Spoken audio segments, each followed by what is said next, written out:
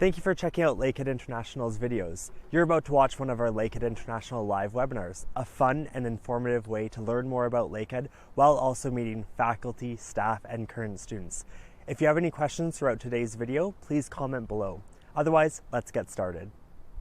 Hello everyone and welcome to another Lakehead International Live. My name is Jordan Ball. I'll be your host today.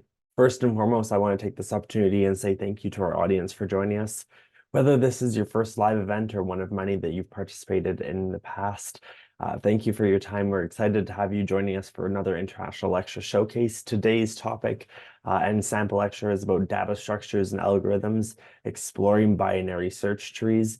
And we are joined by one of our faculty members within the Department of Computer Science, Dr. Alkhateeb. And with that being said, I'll pass over to him to introduce himself, and then we'll come back and do some housekeeping notes before we actually kick things off today.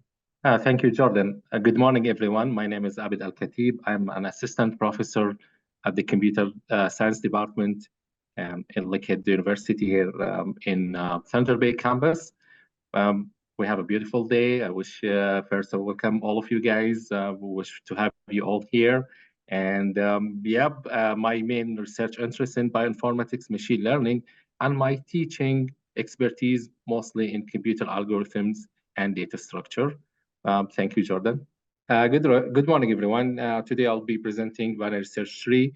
Feel free, please, to raise your hand and ask any questions. It's kind of interactive lecture. I wish you to enjoy it. What's a tree before we talk about binary search tree?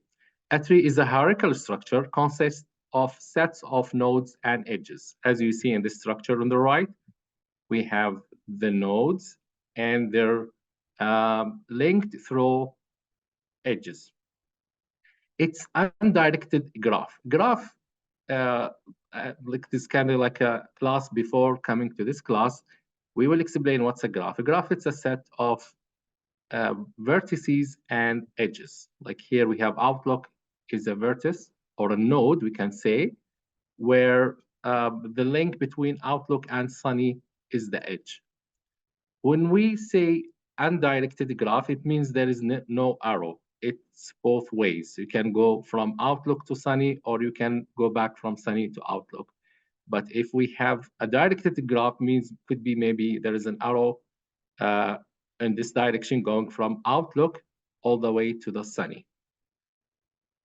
It's acyclic. Acyclic means there is no cycle within the structure. There is only one way between outlook and any other nodes, or between any two nodes. For example, normal to high. The only way we can go from normal to high is through this edge that connect normal to humidity and humidity to high.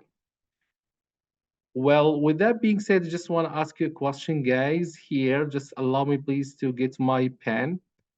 If we have a link here, do you think this is now a tree or not? You can answer it in the chat.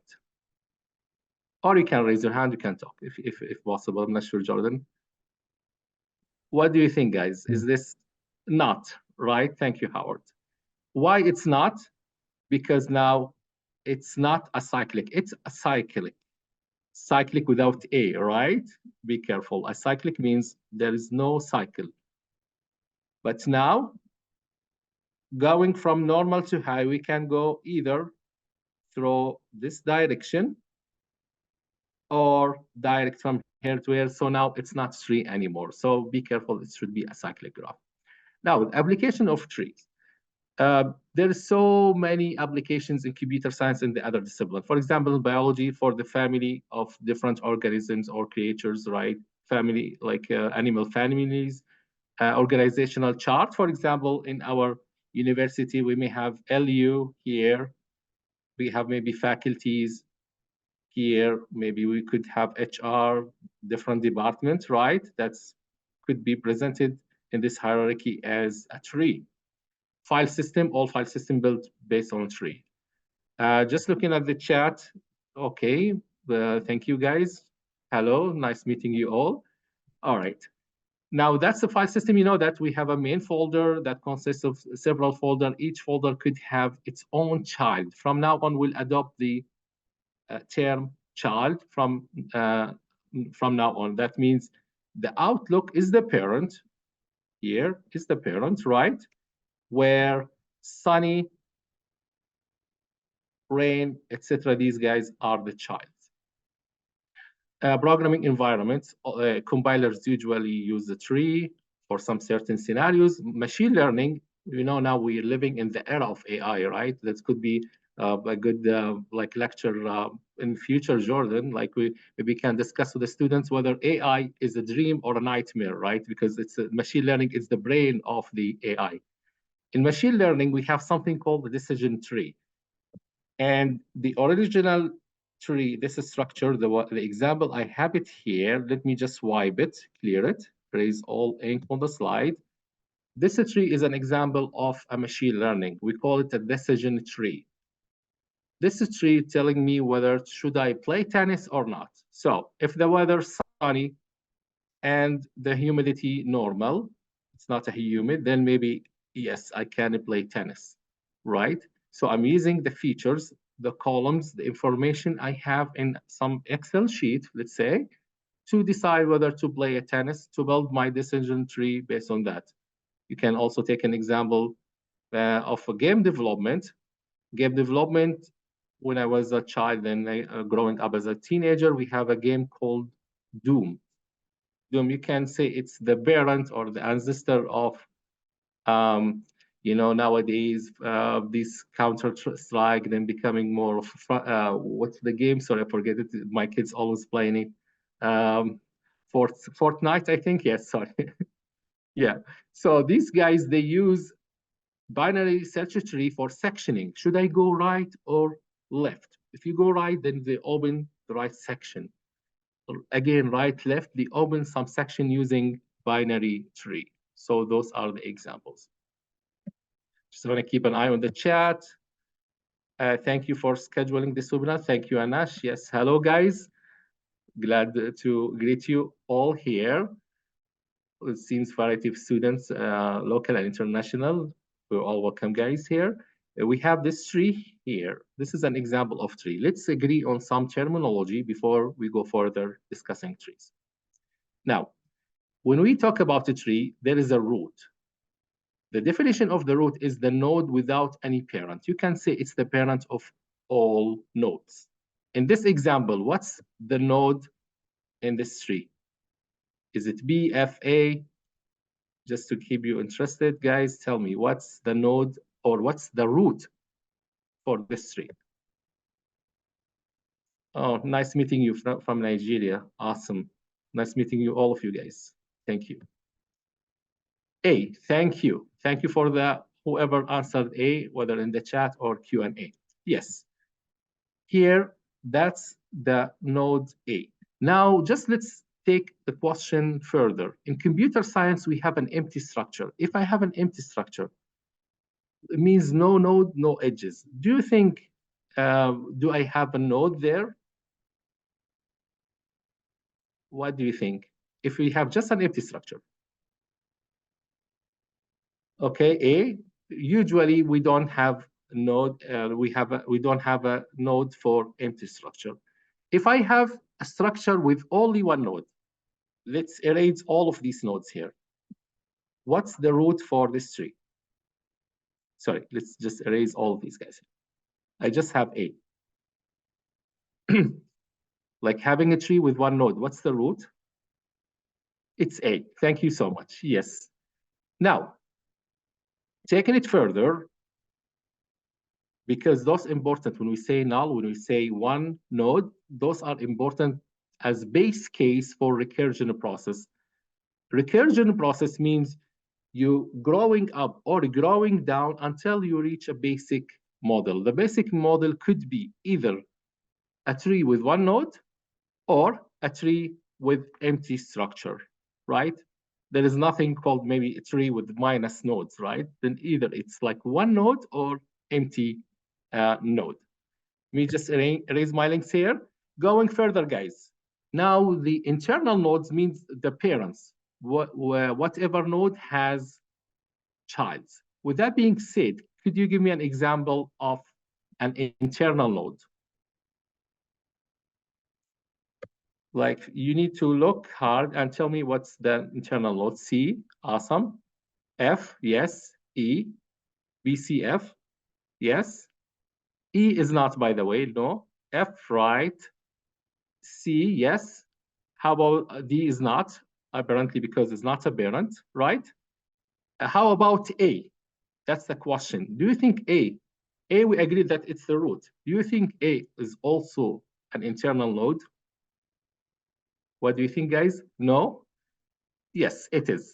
According to the most of the text box, you see, it's an internal because the definition says nodes with at least one child. A at least has one child, then it also belongs to this category.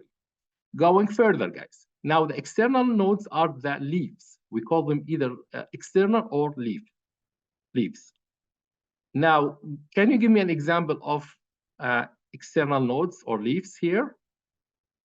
Yeah, go ahead, the one raising hand. Yes, Yavis, go ahead. I'm not sure, Jordan, can They we see? cannot, no. So Oh, sorry. no, that's I'm okay. so sorry. Webinars will only be chat and Q&A today.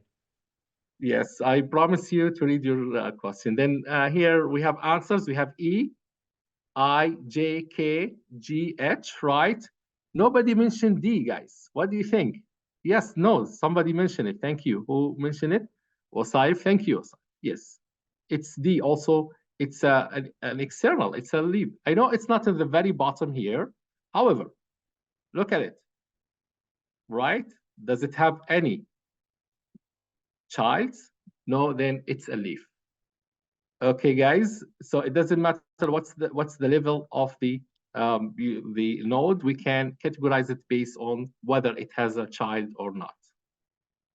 All right, now the depth, it's the number of ancestors. For example, for A, how many ancestor parent A has? Answers, we have none. That's 0. Thank you. So you can see the green colored number is the depth. For 1, for B, we have 1 because we have only one ancestor. For EF, we have like 2, which is P and A, right? For I, we have 1, 2, 3. Yes, great. Now, tree traversal. Now, how we can get the depth using the algorithms or the code. Algorithms just pseudo code. It means just like English-alike steps to solve the problem. Now, looking at the algorithm here, guys, it says what's the input of this function depth? It's a v, right? Can you tell me what's a v? What's a v? Any guess here? Is it one of them or could be any of them? Just to help you. A node, yes, thank you. Howard, not necessarily to be just only A, any node. So when we have here what we call a variable in a function, if you know, of course, you know, all coming from high school, you had the math, f of x, right? When you say f of x equals maybe x squared, this is a function in math. So in computer science, we have the same. We have the input, which is x in this case. In our function, it's v. The input or the variable is v. It could be any of these nodes, right? Then we have conditions or conditional statements, such as f. If there is a condition that's right, then we continue, right? Now, if v, let's give an example, e, right? Let's say I would like to run my function on E. Then the entry will be E. Now, is E equals the root? Not. Then we're not going here, right? We're not going to the then part. We'll go to the else part. It means if the condition in F true, then we will be working return 0. Otherwise, if the function is not, sorry, the condition is not true, false, then we're returning 1 plus the depth of the parent. The parent is another function, can return the parent for you. Just let me look at the questions here. D of E, yes, equals D of B. That's the parent. Thank you, Ben. Right. That's what's the parent of E? That's B. The depth of E plus 1. So what we have now, the E is not, just to recall back, the E is not the root. Then we're returning what? 1 plus the depth of the parent for E. What's the parent of E, guys? Can you answer me just by looking? I know Ben answered it, just for the others. It's B. Thank you. It's B. Now, this function, depth, we're going to run depth on now the same function. We're going to run it not on E, on the B. So it will call in the memory, it will call the function again for depth of not E now, for B. Depth of B. Is B the root, guys? Do you think the B is root? No, thank you. That means we have to run the other side, which is else. That's 1 for running this function. Depth on B is going to be 1 plus depth of the parent of B. What's the parent of B? It's apparently you answering A. Thank you all. Thank you, Stephen. Thank you all.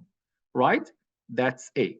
Now, what we have? We have 1 from previous plus 1 plus depth D of A, depth of A. Now, we need to run the function again on A. The question, is A the root? Do you think A is the root?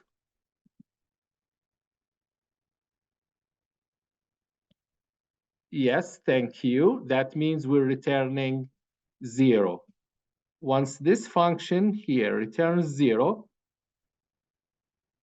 this recursion function will backtrack. How? 0 plus 1 equals what? 1.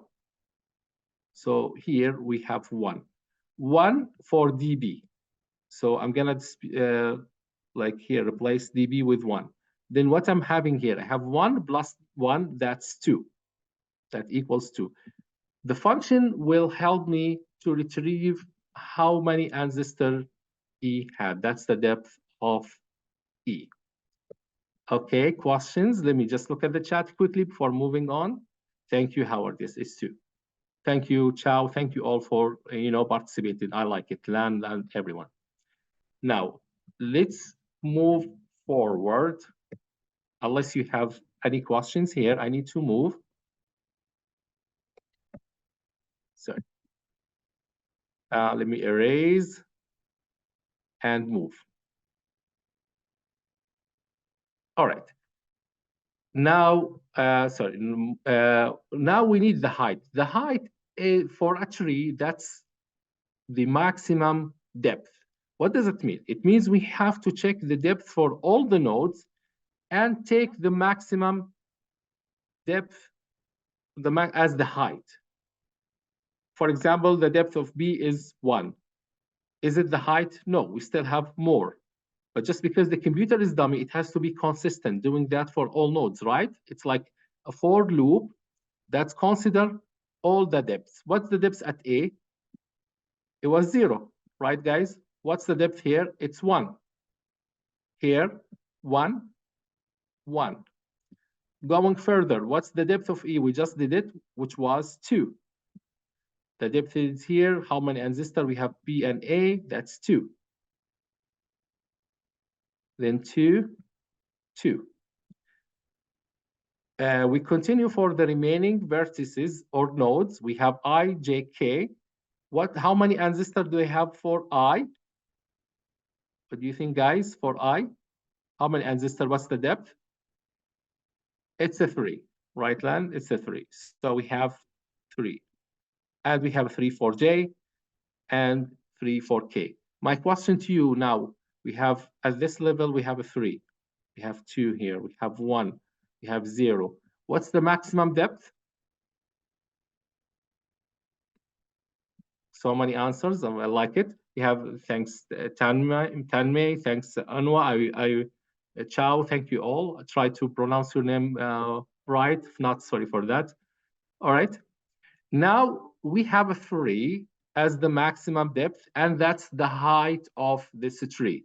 Again, why do we ask these dummy questions? Because as a human, we have that cognitive system to look and say, hey, here the depth is 3. We have 1, 2, 3 as the maximum levels from the top, right? We can tell, but the computer cannot. It has to do it systematically, has to check all the vertices, right? And answer this question, what the maximum, what's the depth for this guy, what's the depth, etc. Then it will do the maximum for all the results. Let me know if you have any questions. Otherwise, I have to move on for the next concept. All right. Now, traversing a tree. Traversing a tree means visiting the nodes, how to visit the nodes. And we need to do it again consistently, like in an algorithm matter, step by step. How do we do that? We have several ways of traversing a tree, going to visit all the nodes. Usually we start from where, guys? What do you think? Where should we start? If we want to traverse a tree, where should we start?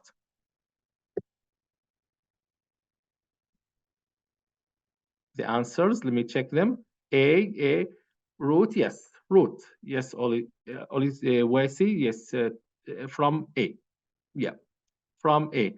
It's not D because you see, Gabriel, it's usually when we hang or we have a tree, we take it from the root, right? That's the point where it can collect everybody. If I start from B, for example, going down, then I'm neglecting from here going up. But if I hold the tree from the top, I'm holding all the nodes. So from now on, when we have a function, we always gonna start from the root, which is the top of the tree. Okay, Gabriel? All right, let's move on. Now, we have different ways, usually all the ways where we start from the root. So let's agree that we have to start from the root. Now, there is several ways, one of them called in order. In order, and I will tell you the reason why we call them in order in a sec. In order, it says, visit all the lefties of the tree, right? Visit all the lefts, then the root, then the right side. What does that mean? It means before visiting A, we need to visit all these guys, okay? Then the root, then we will visit the left side. That's the algorithm. Then it has to go left node, right, left N or left RR, or could be left NR, L and R, left node R. Now, the question, let's start again from A. The question, does A has left side? The answer should be yes, which is B. So here is the mouse. We have to go to B. The question again, does B has left side? What do you think? Does B? D, yes. So it has a thank you all for answering. Yes, so we have D. Then we will move the cursor here. Now, does D has left side? The answer should be no, right? So that's why we have D, the first node to be visited, and that's D. So we type D. That's why we type D, because we have to visit D as the first node. Going back as the recursive, we visited for subtree B, we visited all lefties. According to our algorithm, what's the next node to visit? What do you think, guys? B itself. Thanks, Howard. Thanks, Olio Wasi. Who's else? Thanks, Candy. Yes, it's B. So why? Because we visited all the lefties in subtree B. Now I can visit the B, the node. That's why I have B here. Look, guys, I have B, right? Then I have to go right. Going right will take the cursor to E. The question for the subtree E here, this subtree. Does E has left, guys? Yes, H, thank you. So I have to visit H. Then going back to the subtree E, I have to visit the node, which is E. After H, E. Does E has any right, guys? The answer should be no, no rights. So going back, because the recursion will take us back to this call, we visited all the rights, that's fine. Now, for the subtree air, for the tree itself, A, what did I visit so far, guys? Look, I visited D, B, H, E, which is, let me look at your answers. The complete left, thank you so much, Wasif. Yes, which is the complete left side of the tree A. So for A, we visited all the lefts. Now, can I visit the root itself? The answer should be yes. What's the fee structure for undergrads of computer science? I'll try to answer this question after the lecture for sure. Now, left, we visited the left. Can I visit A, the node? According to my algorithm, yes. That's why I visited A. We can write A. Now, can I go to the right side now? Yes, because N, like the left side, is all visited. And we visited the root. Now we can move to the right side. Now, the right side, it says C. Yes, we're moving to the right side. We're not visiting C. Moving to the subtree C. Now, the question, does C, thank you all, start getting the left? Yes. Does C has a left? Yes. Then I'm going to visit C first.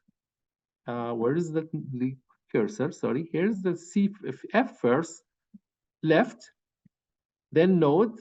That's why I'm visiting F, then C, then G. By doing that, what did I do here? I visited all the right side of A. So we have left side here, all the left sides. We have A, the root. Then we have processed the right side. Okay, guys, that's how it is. Is it clear how do we visit using in order?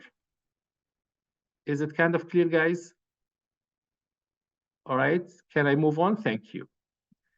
Now, the next visiting mechanism is to do pre-order. Pre-order, we take the root from the middle to be before its left or right child. With that being said, I have to visit the root, then the left side of the tree, then the right side. With that being said, what's the first node to be visited here? According to this mechanism, A, right? What do you think, guys? A, right? That's why we have A. Then B. Thank you, Gabriel. Now, Gabriel said B. Why B? Because now, after visiting A, I can move to the left side to the subtree B. Using the subtree B, guys, what's the root of the subtree B? Is B. That's why I'm visiting B. Then I can move to the left side. Now D, it doesn't have whether it has or doesn't. Usually we visited first the root D before moving to the left and right side of D. Does it have?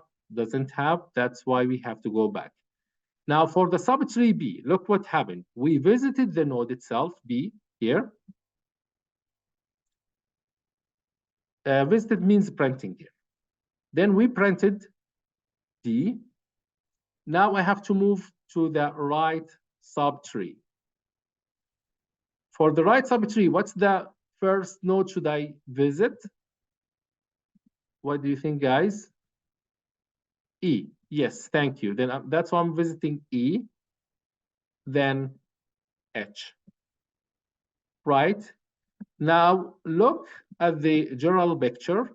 We visited the root. Then we visited all the lefties, all the left side. Now I have to move to the right side of the tree, right, guys? Now, what's the first element to be visited here? Should be C.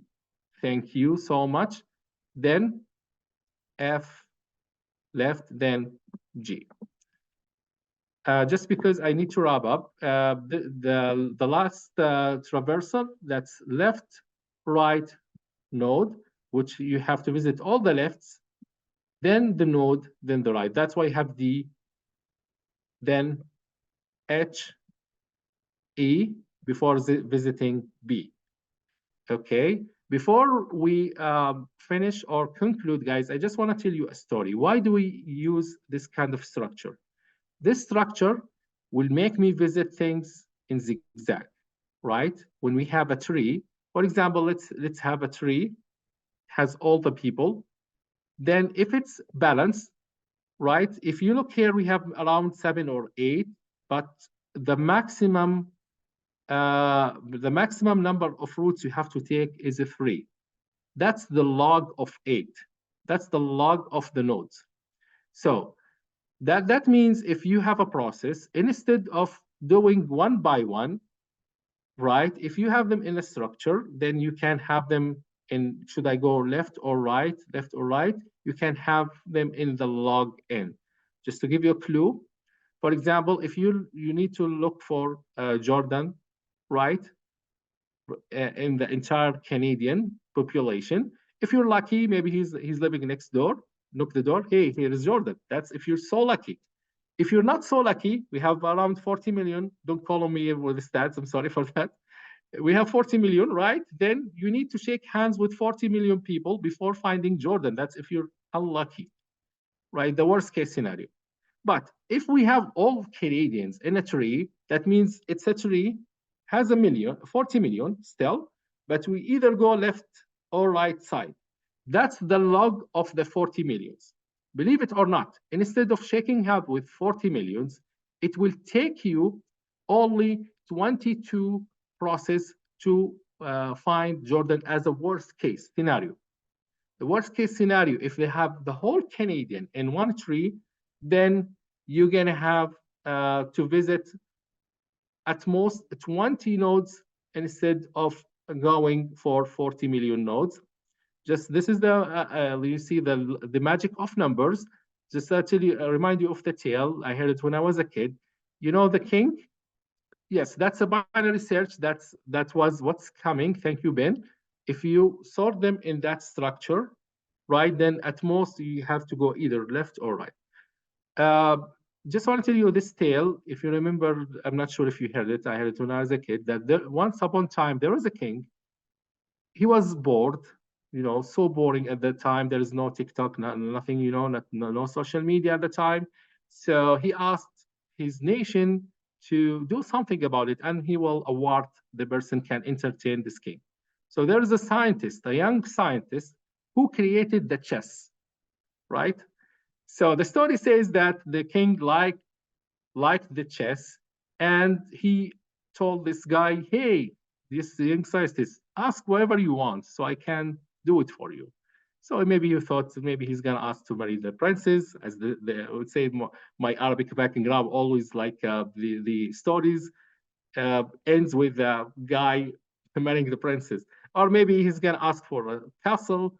He asked him just one thing. He said, hey, can you, just for you guys, how many square in the chess board? How many squares do we have? 64. Thank you, Ben. So he asked the king, the scientist asked the king, could you please put at the very first square, just one rice, 1 grain of rice, just one rice. Then the next one, 2. The third one, 4. Just double them. Then 8, 16, 64. And the king, his consultants, his ministers, and whoever was there was so happy. He said, hey, this is easy. We can do it. Maybe like a big, you see, like a bag of rice can do it. It ended up after a couple of days that this guy came back to the king and is still trying to put the grains on maybe the square number 50.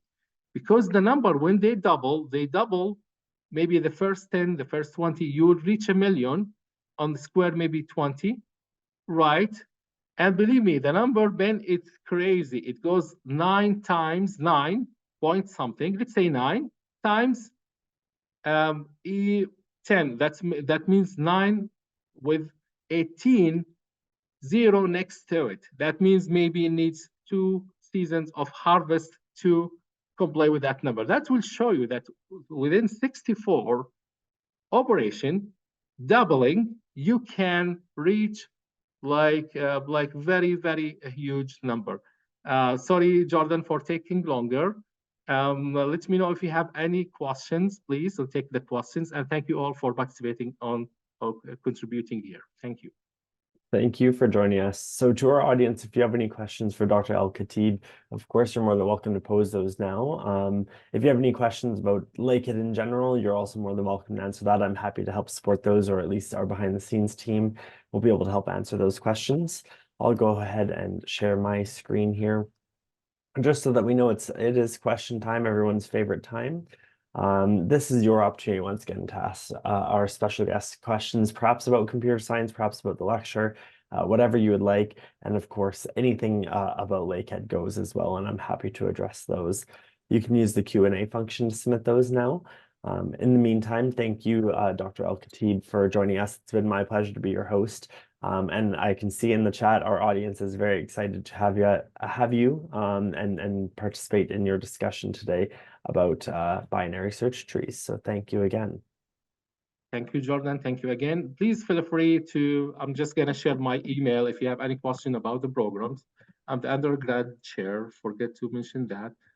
So I'll be happy to, if you guys coming even for groups, we can take you for a tour. Even if individual, you can arrange to have a tour for you in the department, show you the labs. Just want to mention that our here focused group allows us to work on one-on-one. So you guys don't think that you will have like world-class supervision mentorship here.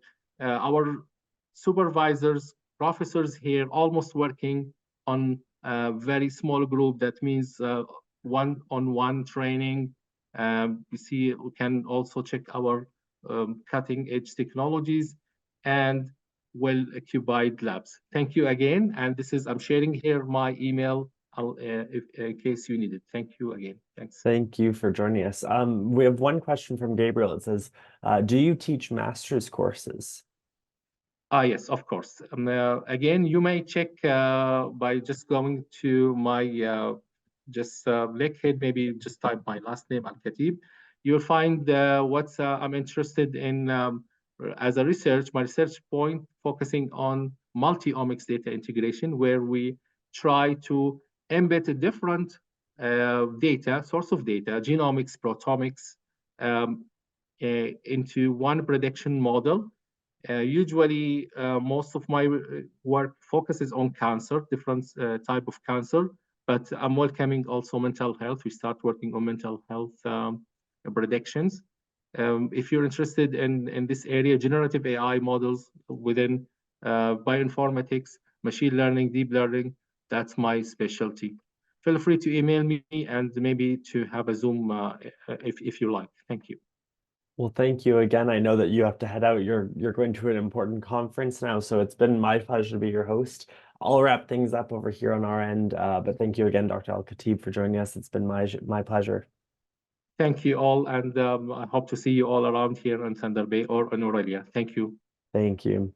So it looks like we have a question from another student related to their offer to MBA. So it says, I wanted to find out if I've received my official documents for MBA or business administration. I'm yet to receive the unconditional letter. So to all of our students that are watching today, if you've applied to a graduate program here at Lakehead University, I do want to note that our graduate studies team is doing their best to process as many offers, as many documents and applications as possible right now.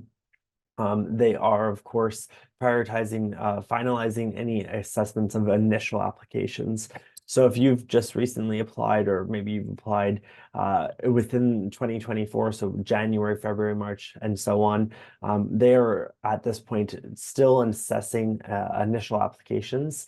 And once they're able to clear that backlog of assessing those initial applications, they will then work to begin assessing new documents. So if you already have a conditional offer letter to Lakehead, what I would encourage you to do is continue with your Canadian study permit application. I know that it's a common myth where students think that they cannot use an unconditional letter to apply for their Canadian study permit. That's not the case though. You are more than welcome to use a conditional offer letter. What we encourage you to do is clearly demonstrate and outline how you will satisfy those conditions. So if it's the receipt of final official documents, if it's the receipt of an English language score, perhaps you're writing an IELTS test next week, including that information, including the booking page perhaps for those upcoming exams, will help the immigration officer understand that you are serious about meeting those conditions, and you will be getting an unconditional offer in the near future. Alrighty, so I'm just going through. Looks like that's all the questions we have so far. While I have everyone, I do want to remind you and encourage you to stay connected. Follow us on our social media channels on Facebook, Instagram, and YouTube. We're located at Lakehead International. You can also take a virtual campus tour and explore our campuses, whether those are the lecture halls, the residences, cafeterias, study spaces, student services, and support services. There's plenty to see here on campus, of course, and you'll get to see that all in person very soon, hopefully. But in the meantime, we would certainly love to see you explore and get familiar with your new hometown a bit, just from the comfort of your own home, of course. That looks like it's all for the questions. So thank you again to everyone for joining us. It's been my pleasure to be your host. Thank you to our behind the scenes team for supporting our webinar. And of course, our special guest, Dr. Alkhateeb, had to head out early, but we thank him for joining us and sharing his knowledge about computer science. On that note, hopefully we'll see you at the next event, and bye for now. I hope you enjoyed the video. If you have any questions, I want to encourage you to comment below or connect with us on social media. We can be found at Lakehead International on Facebook, Instagram, and YouTube. Thanks for watching once again, and hopefully we'll see you at the next live webinar. Bye for now.